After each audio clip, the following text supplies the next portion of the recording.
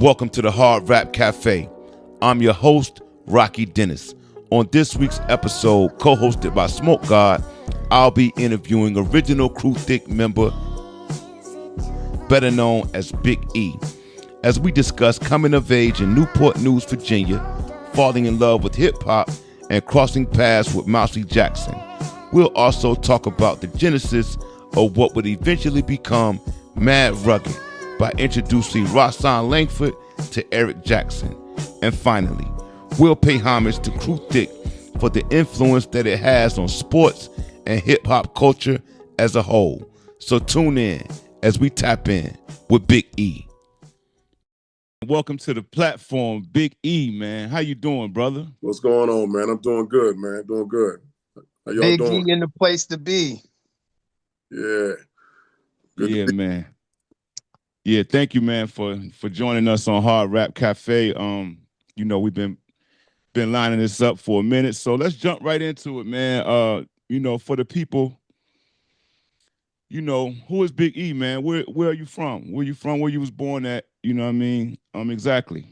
Yeah, well, I was born in Newport News. Born here in Newport News. Yeah. What part did you come up in? Yeah, family from Newport News, downtown.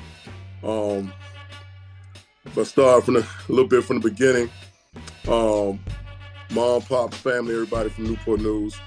Born here in Newport News. For a little bit, mom and dad moved to Staten Island, New York. My grandmother, she had moved from here. She's originally from Durham, North Carolina. Then she moved to Staten Island, New York, and the family, went up there, stayed up just for a short time, and then moved back home, moved back here. But I was young, really young, so I don't remember a whole lot about it. But moved back here, and we moved on 17th Street in Harbor Homes.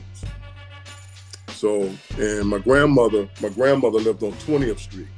So actually, let me back up. So when I moved back here, I went with my grandmother first on 20th Street. Mom come back down, and we moved on 17th Street in Harbor Homes. Then after being there in Harbor Homes, I was always bouncing back and forth.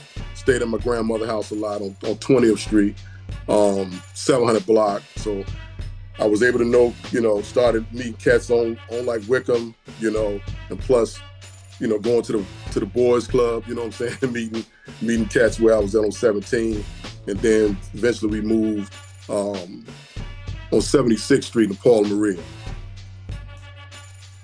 Yeah, I see your name. You a Steel, man. Is there any connection to Arnie? Yeah. That's my cousin. That's my first cousin. Yeah. Okay. Yeah. My dad, his dad is brothers. We're brothers. Arnie and Big Derek. Yeah. We're all first cousins. Yeah. Yes. Derek is my Nuwapian brother, you know what I'm saying? True. That's right, you know what I'm True, saying? I know. Knowledge. Yeah. You know what I'm saying? He was on the journey with me. We still at it. You feel me? Yeah. That's right. Yeah. So what was your introduction to hip hop, Big E? Just the love of music, period. Like I said, man, my mom and family, everybody always had albums around the house. Go other family members' house, it was always just a bunch of albums. So I was really just kind of intrigued, just the different the albums, looking at the different album covers at first. And this is just my love started with music, hearing music. Harold Melvin and the Blue Notes.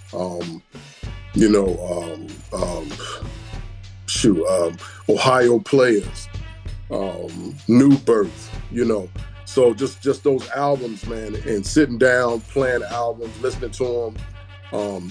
Moms, uncles give me a little history on the music, and knowing who the artist is and where they was from. I remember my uncle, he had albums, back then they used to like put them up on the wall, their favorite artists on the wall. So he had like Unifics, and so I think one of the cats on it was all of them was from Newport News. Matter of fact, some of them still singing now, and to Persuade Us, So just listen to music, man. And then later on, of course, generation, young, so start listening to WRAP. I heard y'all was talking about that, and so just the love of music, man, and making tapes at home, back when you had like the record player up top and a little radio in the center, then you got the cassette tapes, and so just the love for music, man, always just listen to music, I remember going going back in the day, it's funny when what's that, the movie that Spike Lee, Doing the Right Thing. I could have been that Radio Raheem, because I always had the box and I was walking around, after listening to WIP or making tapes or whatever, and walking around the neighborhood, blasting the music with my boom box or whatever, so just love music, man. Just the love for music. Yeah, that's dope, man. I mean, you took it back. Harold Melvin and the Blue Notes. That's tough right there. You know what I'm saying? Yeah. I actually found out not too long ago that Ella Fitzgerald was from Newport News. I never knew that, but yeah, that's right. Yeah, man. Oh, yeah, wow. so I didn't know that either. Yeah, man. Ella was the real deal. But yeah, they started to put like mirrors up. They painted her like right there on what's that, 26 where the McDonald's is. Uh-huh. On the side of the building, they got a picture of her up there. Yeah, they painted a picture up there. Yeah. Did you have any musicians in your family?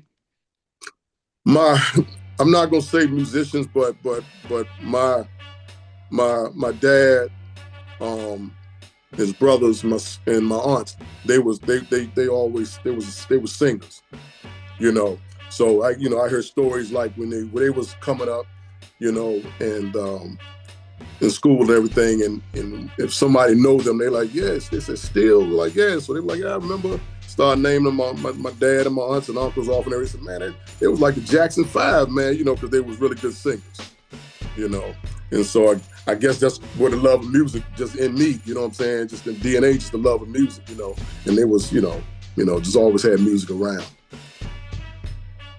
What were some of the first hip hop records that started to pull and tug on you and influence you? You know what I'm saying? That you was like, okay, this hip hop culture is something beautiful, and I'm embracing it. Mm-hmm. Man, so many, man.